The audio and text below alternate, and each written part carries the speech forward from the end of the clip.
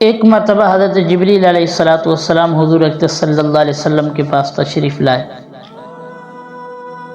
حضور صلی اللہ علیہ وسلم نہایت غمگین تھے۔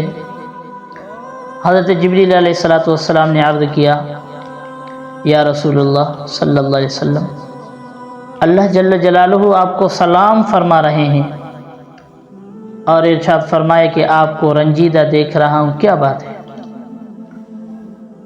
وہ سب کچھ جاننے کے باوجود یہ جو کہا کہ آپ کو رنجیدہ دیکھ رہا ہوں، اعزاز کے لیے فرمایا۔ آپ صلی اللہ علیہ وسلم نے فرمایا، مسلمانوں اس جملے کو ضائع نہ کرنا، بڑی قیمتی بات ہے۔ حضور اقدس صلی اللہ علیہ وسلم کے اس امت کے لیے کتنے غم تھے۔ آپ صلی اللہ علیہ وسلم نے ارشاد فرمایا، جبرائیل مجھے اپنی امت کا فکر ہے۔ کون سا فکر ہے؟ فرمائے قیامت کے دن ان کا کیا حال ہوگا۔ حضرت جبریل علیہ السلام نے عرض کیا، کفار کے بارے میں یا مسلمانوں کے بارے میں؟ حضور صلی اللہ علیہ وسلم نے فرمایا، مسلمانوں کے بارے میں۔ حضرت جبریل علیہ السلام نے حضور اکرم صلی اللہ علیہ وسلم کو ساتھ لیا اور ایک قبرستان پر لے گئے جہاں بنو سلمہ کے لوگ دفن تھے۔ حضرت جبریل علیہ السلام نے ایک قبر پر لے گئے اور قبر کو پر مارا اور ارشاد فرمایا، قم بإذن اللہ، اللہ کے حکم سے کھڑا ہو جا۔ اس قبر سے ایک شخص اٹھا، نہایت ہی حسین خوبصورت چہرہ والا اٹھا۔ وہ کہہ رہا تھا، لا الہ الا اللہ محمد الرسول اللہ الحمد للہ رب العالمین۔ حضرت جبریل علیہ السلام نے ارشاد فرمایا، اپنی جگہ لوٹ جا۔ وہ چلا گیا۔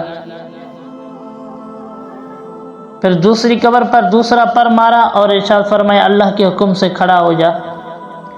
اس میں سے ایک نہایت بدصورت، کالا منہ اور قیری آنکھوں والا کھڑا ہوا۔ وہ کہہ رہا تھا، ہائے افسوس، ہائے شرمندگی، ہائے مصیبت۔ پھر حضرت جبریل علیہ السلام نے فرمایا، اپنی جگہ لوٹ جا۔ اس کے بعد حضور صلی اللہ علیہ وسلم نے فرمایا، اس کے بعد حضور اقدس صلی اللہ علیہ وسلم کو حضرت جبریل علیہ السلام نے عرض کیا کہ لوگ جس حالت پر مرتے ہیں اسی حالت پر اٹھیں گے۔ مسلمانوں، آج ہم اپنے اندر جھانکیں کہ کتنی جو خرابیاں ہیں وہ ہمارے اندر موجود ہیں۔ زنا کرتا ہے میرا نوجوان، شراب پیتا ہے میرا نوجوان، اور اپنے آپ کو کیا کہتا ہے کہ میں حضور صلی اللہ علیہ وسلم کا امتی ہوں۔ میرے محترم دوستو، کیا اس منہ سے ہم قیامت کے دن اللہ کے ہاں پیش ہوں گے؟ وہاں 1,24,000 انبیاء علیہ السلام ہوں گے، پوری انسانیت ہوگی۔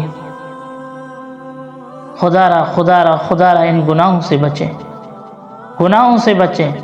حضور اقدس صلی اللہ علیہ وسلم نے اس امت کے لیے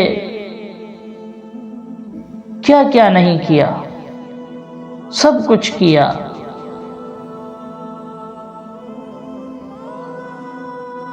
تو میرے محترم دوستو، جو حضور صلی اللہ علیہ وسلم کی تعلیمات ہیں وہ اپنی زندگی میں لائیں۔